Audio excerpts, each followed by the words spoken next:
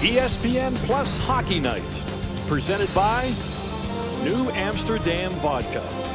It's a rainy night in Detroit, Michigan. There's a good feeling in Detroit as the Wings are off to a 4-2-1 start, and they are ready to go. But that pales in comparison to the feelings that are surrounding the Florida Panthers start. 7-0, just the 14th team ever to do it. But the good feelings of both teams, they were put aside this week as another dark week for the NHL as events began to unfold on Monday. I'm John Butchergoss. AJ Malesko and Leah Hextall will join me momentarily. But we begin with the timeline from this past dark week. It began on Tuesday. That investigative report into the Blackhawks' handling of sexual assault allegations over 10 years ago were made public. The fallout was swift. The team fined $2 million by the NHL. Stan Bowman and Senior Director of Hockey Administration Al McIsaac both stepped down on Tuesday. Wednesday, Kyle Beach identified himself as John Doe, and he said of Joel Quenneville's involvement, there's absolutely no way he can deny knowing it. Later that night, Quenneville was behind the bench as the Panthers went to 7-0 as they beat the Boston Bruins. The next morning, he got on a plane, flew to New York City, and met with Gary Bettman in New York, and later that night announced his resignation. He released a statement later that night. With deep regret and contrition, I announce my resignation as head coach of the Florida Panthers. I want to express my sorrow for the pain of this young man Kyle Beach has suffered. My former team, the Blackhawks, failed Kyle, and I own my share of that.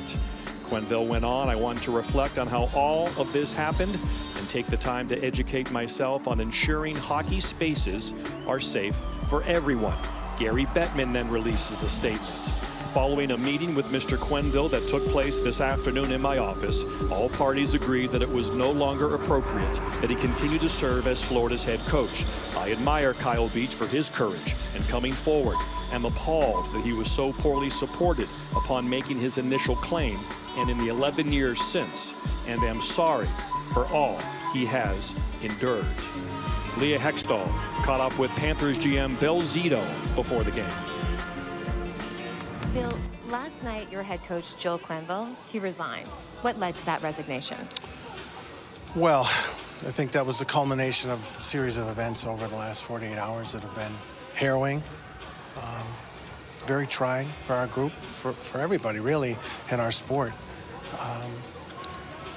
Reading that report, seeing that video, it hits home. I mean, it could be anybody. Could be, you know, as a father, as a parent, you reflect on that. And there's so many thoughts that race through everybody's mind. And I have empathy for Kyle and respect for the strength and courage that it took for him to do what he did. Through this process, Joel Quenneville remained on your bench. That was a decision made by the Florida Panthers. Looking back at that now, do you still support that decision? Well, we had subscribed and warranted when the report came in. We went to the league in tandem with legal counsel and warranted that we would participate in the review by the commissioner. In tandem with that, it was a detailed, comprehensive process that we went through with regard to what the ultimate resolution was, and keeping in mind that what we did and how we did it, we needed to eliminate that prejudice in the process. And I think at the end of the day, you know, we came to the right result. You now have an interim coach in Andrew Brunett. He's going to make his debut tonight. We asked him, what is his status as head coach? He said, I'm day-to-day. Very hockey answer. He's already a pro. But I would like to know, you have the hottest team in the NHL. What is the coaching status in this search? Have you reached out to any available candidates yet, sir? Well, we began obviously dealing in very short order last evening. And much appreciation to Andrew for stepping up and helping. And we're going to, as you can tell, we're methodical. We're not going to rush out and chase anything for the wrong reasons at the wrong time. And we're going to take our time and go through the process. So for now, Andrew Brunett is the interim coach. And I can't really tell you what the temporal scope is, other than, honestly, we're worried about tonight. Great to be with AJ Malesko tonight. AJ, Olympic gold medalist with Team USA, national champion with Harvard. You have that player's mentality. So talk about the player's balance, to have empathy for a member of their fraternity who was wronged so poorly.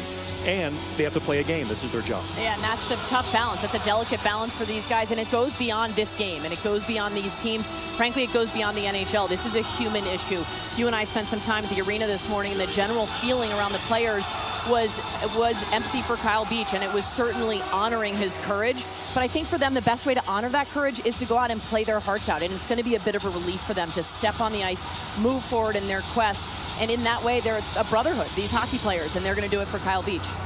The new head coach of the Florida Panthers is Andrew Brunett. He played over 1,100 games in this league. He played for Joe Quenneville in Colorado and in Chicago and has been his assistant for the past 2 years. He talked with Leah Hextall just moments ago in his first game. Andrew, you make your head coaching debut in the National Hockey League tonight, replacing Joel Quenneville, a man you played for 4 years, a man you worked under here in Florida. How are you feeling? Well, it's been a tough, few days here. So just trying to process everything that's gone on, and excited for my challenge, excited to be part of this team. Really like our hockey team right now, and looking forward to tonight. Earlier today, you said that you wanted to be a good teammate to your players. What do you mean by that? Well, I just think that everything that's gone on. I think they're dealing with stuff. It's been very emotional. Couple days here for them, and I just want to be there for them, and let's just kind of get together as a group and move forward here the best we can. It's going to be tough, and but this is a resilient group with some great leadership, and we're going to get through this. As an assistant coach here in Florida, you have handled the offensive side of the puck, the forwards, the power play. Tonight, you got it all, sir. So how do you handle this task of taking on the Detroit Red Wings? Well, it's just going to be one little thing. I'm going to lean on my staff a lot here tonight, and obviously lean on our players, and just continue what we're doing. I mean, we've off to a great start. Keep it rolling, keep it simple, get out of their way, and let them play hockey. Good luck, Andrew. Thank you very much. This is year 28 of the Florida Panthers, and this might be the best team they've ever had. No, it is the best team they've ever had. Haven't won a playoff series since 1996, that magical run 25 years ago.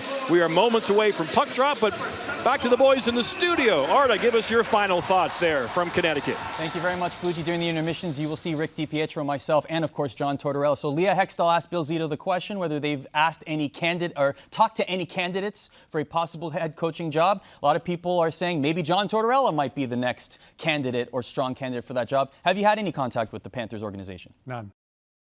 I highly recommend you watch The Point on ESPN Plus, which is hosted by John Buccigross. You had some very eloquent words to say about the entire situation. Just really quickly, how do you reflect on this? Yeah, as I said the other day, as I said, if it was my boy, I'd want better. Mm-hmm. And I think that's what those gentlemen in that situation should have been thinking about. All right, let's send you back to Puck Drop in moments. John Buccigross, AJ Malesko. Thanks so much, Arda. This is a beautiful rink, Little Caesars Arena in downtown Detroit, as this city certainly has a rebuild of their own, and now the team is mirroring that. What a start for Sergei Bobrovsky and net, AJ. Absolutely, 5-0-0, and he just looks like his old self. He's had some ups and downs. When he's on, he is on. High danger save percentage also. He's making the big saves against good teams. And Alex Nedeljkovic, it was a surprise when Carolina kind of had no interest after his excellent year last year. Yeah, he was so good, especially through the playoffs. I was very surprised that they let him go, but good opportunity for him here, and with a mentor like Thomas Greiss to share the net with. There he is. He's known as Bruno. Over 1,100 games played, a former teammate of Ray Ferraro. As a member of the Atlanta Thrashers, this is the first time he will be a head coach in the National Hockey League. First time he's a head coach in any level of hockey, and we are underway in Detroit.